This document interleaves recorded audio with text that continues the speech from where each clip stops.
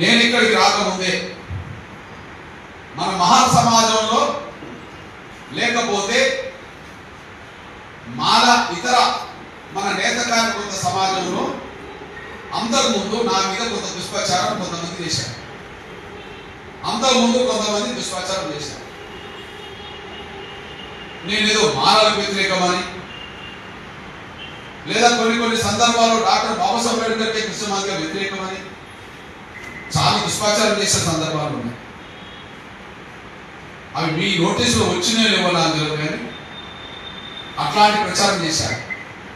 ఎందుకు ప్రచారం చేశారు? అది అసత్యమే. అసత్యమైన ఎందుకు ప్రచారం చేశారంటే దానికి కారణం ఎంఆర్పీఎస్ చేస్తున్న పోరాటంలో భాగస్వాములు కాకుండా చేయడానికి, ఎంఆర్పీఎస్ పోరాటం ద్వారా ముందుకెళ్తే వర్గీకరణ వ్యతిరేకించే స్వార్థపరులకు ఇబ్బంది జరుగుతుందని, మార్గ ఉద్యమానికి అందుబాటులోకి రాకుండా చేయడం కోసం ఒక దుష్ప్రచారం చేశారు. నేను వాస్తవానికి మానవులకు వ్యతిరేకం కాదు. డాక్టర్ బాబాసాహెబ్ అంబేద్కర్ మనం గొప్పగా పూజించే ఆ మహానీయుడికి నేను వ్యతిరేకించడానికి నాకు అవకాశం లేదు. డాక్టర్ బాబాసాహెబ్ అంబేద్కర్నే మనం గొప్పగా పూజించుకుంటాం దేవుడితో సమానంగా, అది అందరూ తెలిసిన విషయమే. ఎన్నో సందర్భాల్లో నా చిన్నతనం మొదలుకుంటే 17 ఏళ్ళు 18 ఏళ్ళ అప్పటి నుంచి మొదలుకుంటే ఇప్పటి వరకు ఎన్నో సందర్భాల్లో మాలలకు అన్యాయం జరిగిన చాలా చోట్ల నేను వాళ్ళకి న్యాయం కోసం నిలబడ్డా. ఇప్పుడు వేదికల మీద మాలల తరపున మాట్లాడేటోళ్ళ మాలకి ఏం చేసిండ్రో నాకు తెలియదు, కానీ వాళ్ళకంటే 100 రేట్లు నేను మాల ప్రయోజనం కోసం ఇది చేస్తా. రికార్డ్ మాటలు చెప్తే కాదు కదా, అది రికార్డా కాదా, వాస్తవం కాదా అని కూడా తెలుసుకుంటుంది కదా. అట్లా నేను ఉదాహరణ చెప్పడానికి 10 చెప్పగలను, కానీ సమయం సందర్భం నా పాత్రికేయ ఎలక్ట్రానిక్ మీడియా సోషల్ మీడియా మిత్రులు ఇంకా మధ్యాహ్నం భోజనం చేయలేదు. అన్న ఏం చెప్తాడు మహారాజ సమాజానికి అని చెప్పి వాళ్ళు కూడా ఎదురు చూస్తున్నారు కనుక నేను ఆ విషయాలకు వెళ్ళట్లేదు. ఒకటి మాత్రం చెప్పగలుగుతాను. నేను మాల సామాజిక వర్గం కోసం వాళ్ళకు అన్యాయం జరిగిన సమయంలో న్యాయం కోసం వాళ్ళ కోసం పోరాటం చేసిన చరిత్ర ఉన్నది, కానీ మరొకటి లేదు. నంబర్ 1. అయితే వర్గీకరణ వ్యతిరేకించడం మాలలో స్వార్థపరులు అవుతే అందరికీ న్యాయం జరగాలని చెప్పి జరుగుతున్న పోరాటానికి అడ్డుకునేటువంటి మాలల్లో ఉంటే అడ్డుపడేటోళ్ళకి మాత్రం నేను వ్యతిరేకమే, కానీ సామాన్య మాలలకైనా నా మహా సమాజానికైనా నేను ఎప్పుడు అనుకోవడమే. ఈ నేపథ్యంలో రెండో విషయం మీ దృష్టికి తీసుకుంటున్నాను. ఒకవేళ ఈ సమయం నాటి డాక్టర్ బాబాసాహెబ్ అంబేద్కర్ రిజర్వేషన్ సాధించిండు, డాక్టర్ బాబాసాహెబ్ అంబేద్కర్ రిజర్వేషన్ సాధించినప్పుడు ఈ సమస్య లేదు. ప్రధానంగా కొంత మాకు న్యాయం చేస్తుందా అని చెప్పి ఆలోచిస్తే న్యాయం చేద్దామని కొంత ఉన్నది. అది 36 ఇక రాజ్యాంగం రాయకముంది. ఓకే, రాజ్యాంగం అమలులోకి వచ్చినాక 6 సంవత్సరాలకే మహానీయుడు చనిపోయాడు. ఇప్పుడు రిజర్వేషన్ అప్పటి నుంచి కూడా అమలు జరుగుతున్నాయి. ఆయన 7 రిజర్వేషన్ అమలు జరుగుతున్నాయి. ఈ రిజర్వేషన్ లో అందరికీ న్యాయం జరగలేదని చెప్పి కమిషన్ నివేదికలు వచ్చింది. దళితుల్లో అందరికీ న్యాయం జరగలేదు అని చెప్పి కమిషన్ నివేదికలు వచ్చింది. మరి అందరికీ న్యాయం జరగలేదు అని చెప్పి కమిషన్ నివేదికలు వచ్చినప్పుడు అంబేద్కర్ బతుకున్నాడు అనుకోండి. ఈ సమయంలో అంబేద్కర్ బతుకున్నాడు అనుకోండి. ఆయన అందరికీ న్యాయం జరగాలని కోరుకునేవాడా, లేదా దళితుల్లో ఒకే వర్గం ఒకే కులం మాత్రమే రిజర్వేషన్ ఫలాలు పొందాలని కోరుకునేవాడా? అంటే ఆయన బతుకుంటే దళితుల్లో అందరికీ న్యాయం జరగాలని కోరుకునేవాడు అనేసి ఒక మహాలే బాగుపడాలనో, లేదా ఒక మాతలే బాగుపడాలనో, లేదా మామూలే బాగుపడాలనో, ఒక మాలే బాగుపడడం కాదు. దళితుల్లో ఎన్ని కులాలు ఉన్నాయో అన్ని కులాలు బాగుపడాలని చెప్పి ఆయన కోరుకునేవాడు, అందరికీ కోరుకునేవాడు. అంటే అంబేద్కర్ బతుకుంటే ఈ సమస్య ఎట్లా చూసేవాడు అంట నేను చెప్తున్నాను. దానికి ఉదాహరణ మీరు తీసుకొస్తున్నాను. ఇది డాక్టర్ బాబాసాహెబ్ అంబేద్కర్ రాసిన రచన ప్రసంగాలు మొదటి సంపుటే మీరు చూడండి. రచన ప్రసంగాలు మొదటి సంపుటే మీరు చూడండి. ఇది నేను రాసింది కాదు, ఆ పుస్తకం నేను రాసింది కాదు. ఇప్పుడు ఇంతకుముందు అంబేద్కర్ పుస్తకం గురించి అది నేను రాసింది కాదు, ఇది నేను రాసింది కాదు. ఇది డాక్టర్ బాబాసాహెబ్ అంబేద్కర్. ఆయన జీవిత చరిత్ర రాసి ఒకసారి చూసుకోవాల్సిందిగా విజ్ఞప్తి చేస్తాను. నేను చదువుతాను ఏనండి. ప్రాతిథ్యాన్ని ఏ కులం కోరుకోకూడదు.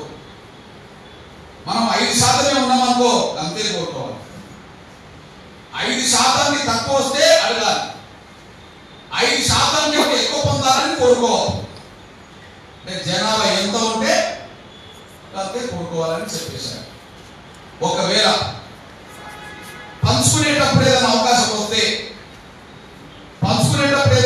వస్తే వర్గీకరణ జరిగే సమయానికి ఏ వర్గానికి అన్యాయం జరగకుండా చూసుకోవాలని చెప్పి ఏమంటాడంటే ఆర్థిక పరిస్థితి, సాంఘిక హోదా, విద్యాస్థాయిని బట్టి వాళ్ళ జనాభా పరంగా నిష్పత్తిలో పంచుకోవాలని చెప్పి రాసింది.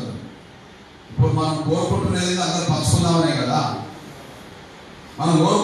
ఇప్పుడు అందరం పంచుకుందామనే కదా. ఇది అంబేద్కర్ రాశాడు కదా. ఈ రాసిన మహానీయుడు ఇప్పుడు లేడు, కానీ ఆయన బతుకుంటే ఈ సమస్య పరిష్కారం ఎప్పుడో చేశారు.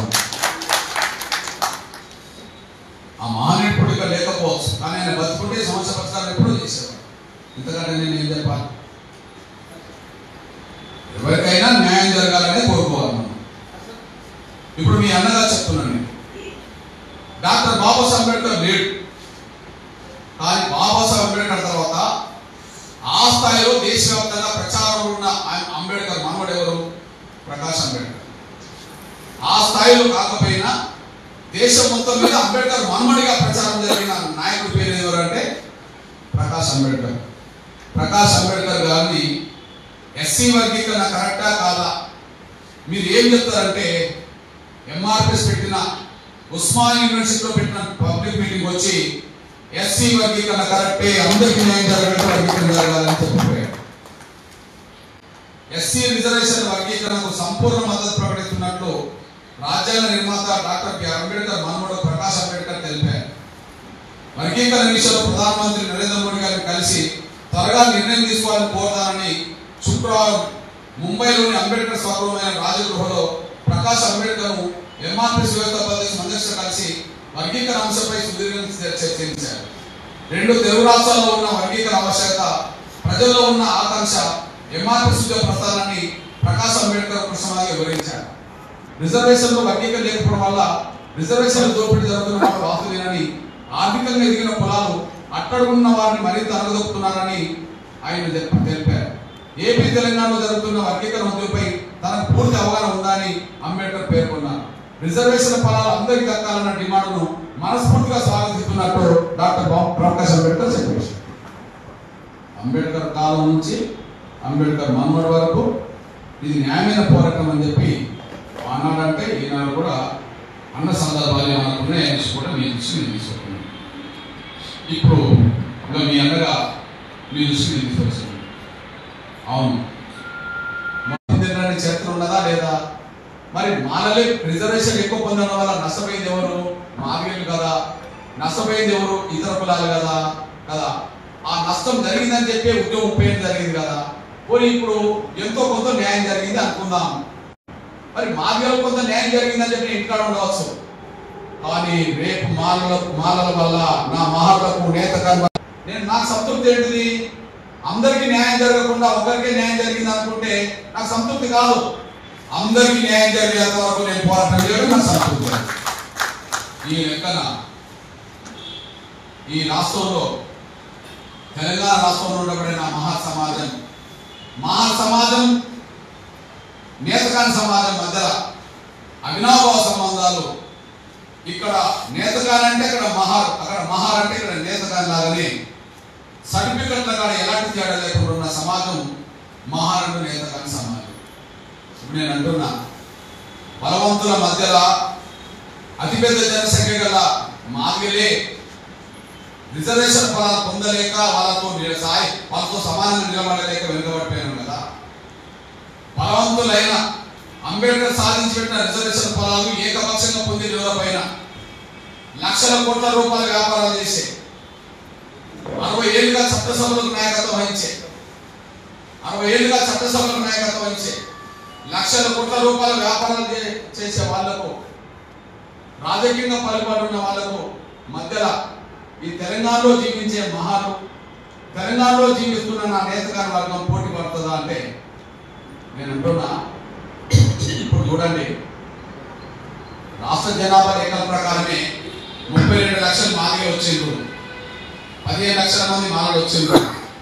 అంటే 15 లక్షల మంది మాలల దగ్గర 32 లక్షల మాదిగలే తట్టుకోలేని పరిస్థితి ఉన్నప్పుడు మరి మూడో జనసేన కల్లా నా నేత కానీ నా మహా సమాజం ఎలా తట్టుకొని నిలబడుతుందో ఒకసారి అర్థం చేసుకోవాల్సింది.